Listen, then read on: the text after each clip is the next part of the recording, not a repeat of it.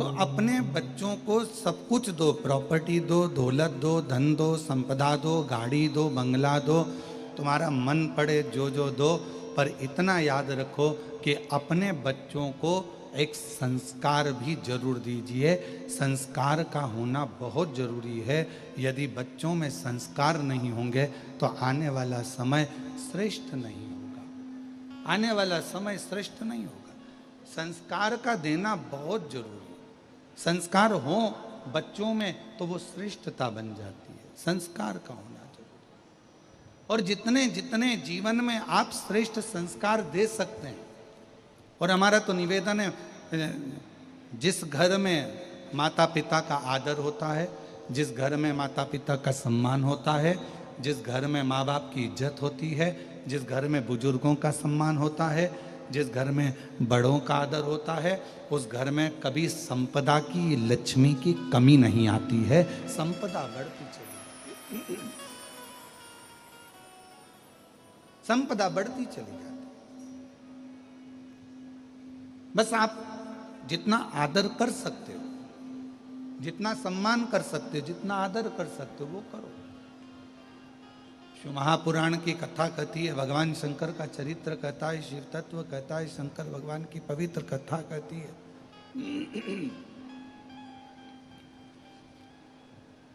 पितृलोक में जैसे ही भगवान देवाधिदेव महादेव का आगमन हुआ,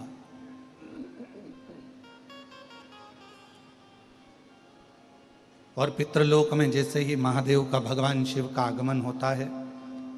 सारे की सारे पितृ खड़े होकर शिव जी का आदर करते हैं, सम्मान करते हैं।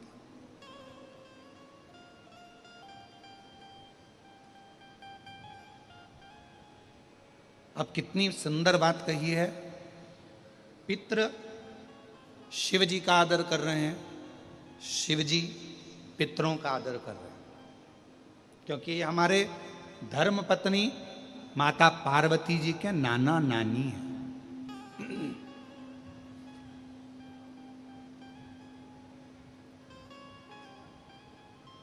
खूब आदर किया,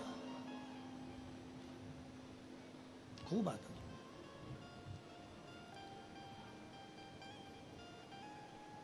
जब पितृलोक से भगवान शंकर जाने लगे, थोड़ा सावधानी से कथा सुनिएगा, बड़ी सुंदर कथा है और ना जाने कितने कितने लोगों का कल्याण करने वाली है पवित्र कथा, कितने जीवों का कल्याण करने वाली यह अविरल कथा। कहा कि पितृलोक से जब भगवान देवाधिदेव महादेव, भगवान शंकर, माँ जगतजननी जगदम्बा माता पार्वती जी पितृलोक से जब जाने लगे, पितृलोक से जब निकलने लगे, जाने लगे, तो पितृलोक से जाते जाते भगवान पितृदेव ने भगवान शिव जी को रोका, और भगवान शंकर को रोका, और प्रणाम कर कर पितरों ने भगवान शिव जी को रोक कर, प्रणाम कर कर, नमन कर कर विनय करा कि आप हमारी बेटी की बेटी आपके साथ में बिहाई है, माता पार्वती जी का विवाह आपके साथ में हुआ है, माँ जगतजननी आपके साथ में बिहाई है, आपसे एक निवेदन है कि संसार में रहने वाला मानव, दुनिया के कई लोग उनसे कहेंगे कि इनको पितृदोष लग गया, दुनिया के कई लोग कहेंगे इनको पितरों का दोष लगा हुआ है, पितृदोष लगा हुआ है, पितरों का दोष लगा हुआ है, पितृदोष लगा हुआ है। पर वो पितृदोष लगता क्यों?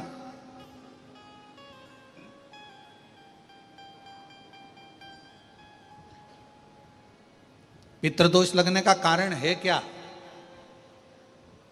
आपने अपने गए हुए पूर्वजों के लिए तर्पण भी करा, पिंडदान भी करा, तिलांजलि भी दी, ब्राह्मण का भोजन भी कराया, सब कुछ करा, जो आपसे बन सकता था आपने सब कुछ करा, सब कुछ। फिर पितृदोष कैसे लग गया? फिर पितरों का दोष कैसे लग सकता है? तो पितरों ने तुरंत भगवान देवाधिदेव महादेव से कहा कि संसार सागर में माता पिता के रहते हुए उनका आदर ना कर पाना, या माता पिता को जब प्यास लगी उस समय पर जल प्राप्त ना हो पाना, या किसी न किसी रूप में माता पिता के पूर्वजों के आदर से वंचित रह जाना,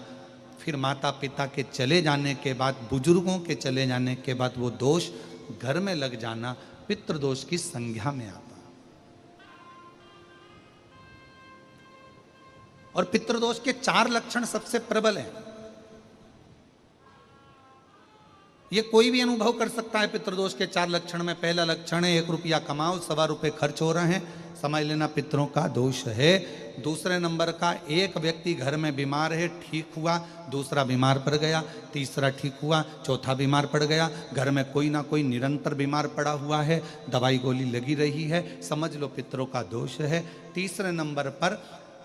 आप कोई पूजन की थाली लगाए, किसी को भोजन देने जा रहे थे, किसी को पानी देने जा रहे थे, किसी को भोजन का कोई नाश्ता देने जा रहे थे, और आपकी ट्रे में से, आपकी थाली में से, आपके हाथ से अगर कोई भरा हुआ पात्र पानी का गिर गया, नाश्ते का गिर गया, थाली गिर गई, कोई दूध का गिलास गिर गया, कोई सामग्री गिर गई, कोई पूजन की थाली तुम्हारे हाथ में है और पूजन की थाली में से मालूम पड़े कोई सामान गिर गया नीचे, समझ लो कि पितृ का दोष है। और चौथे नंबर पर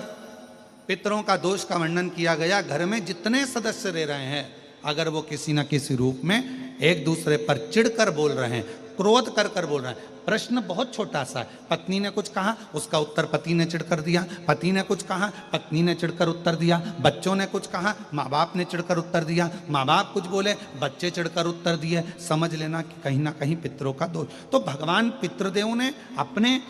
दामाद से, भगवान देवाधिदेव महादेव से कहा कि संसार सागर में हो सकता है कि संसार सागर में मनुष्य रहता है, मानव रहता है, और उससे गलतियां हो जाती है। तो पितृदोष अगर संसार के लोगों को लगे तो हमारा एक निवेदन है, आप जाते जाते वर दीजिए कि ये पितरों की शांति आपकी आराधना से पूर्ण हो जाए, बस इतना वर दे दीजिए। शिव जी उस समय पर मौन हो गए। भगवान देवाधिदेव महादेव एकदम मौन। पार्वती जी ने शिव जी से कहा, आप हमारे नाना जी को वर नहीं देंगे? आप हमारे नाना नानी को वर नहीं देंगे? इन पितरों को और पितराणी को आप वर नहीं देंगे? शिव जी ने वर दिया मां पार्वती जी के नाना जी को और अपने नाना ससुर को, हे पितृदेव,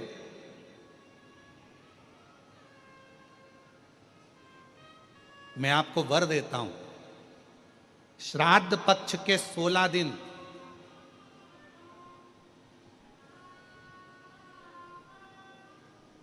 यदि संसार का कोई मनुष्य बेल दूध का प्रयोग करता है, बेल दूध से मतलब होता है बेलपत्र के ये मध्य भाग जो होता है, बेलपत्री की जो नीचे की 2 पत्तियां जो होती है, ये 2 पत्तियां जो बेलपत्री की होती है, इस बेलपत्री की दोनों पत्तियों को शिवलिंग पर जब आप रखते हैं, शिवलिंग पर रखने के बाद में आपके हाथ में जो कटोरी में दूध है, वो दूध इन दोनों पत्तियों पर, ये पितरों के भाव से, पितृ पितराणी के भाव से, आप दोनों पत्तियों पर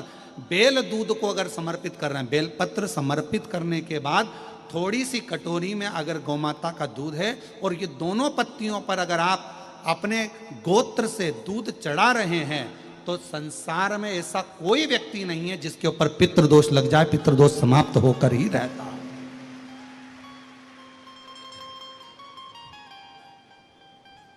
शिवलिंग पर बेलपत्र चढ़ाई, बेलपत्र चढ़ाकर ये नीचे की जो पत्ती है, आपका जो दूध का भाग है, वो 2 पत्ती पर चढ़ना चाहिए, तीसरी पत्ती पर जल का भाग आता, 2 पत्ती पर आपका दूध का भाग रहे। और जब बेल दूध का प्रयोग आप करते हैं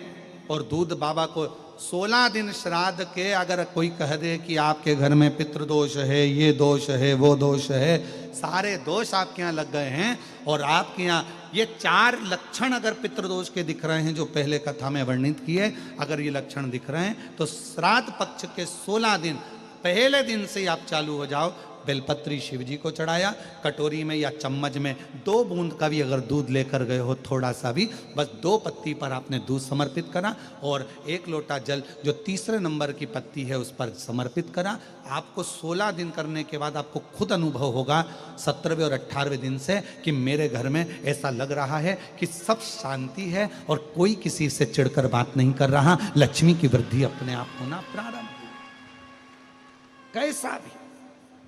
और यहां तक शिव महापुराण की कथा कहती है किसी की फैक्ट्री बंद हो गई, किसी की दुकान बंद हो गई, चलते चलते अगर किसी का व्यापार बंद हो गया, 4 दिन चल रहा था, बहुत अच्छा चला, उसके बाद एकदम डाउन आ गया, कोई प्रशासनिक कार्रवाई हो गई, कोई अदालती कार्रवाई हो गई, कोई परेशानी सामने आकर खड़ी हो गई है, तो भी अगर प्रति 16 दिन तक लगातार शंकर भगवान के शिवलिंग पर बेल दूध का प्रयोग किया गया है,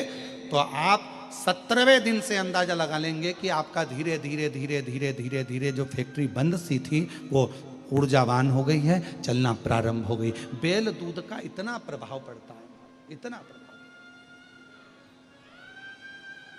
बेल दूध का इतना महत्व।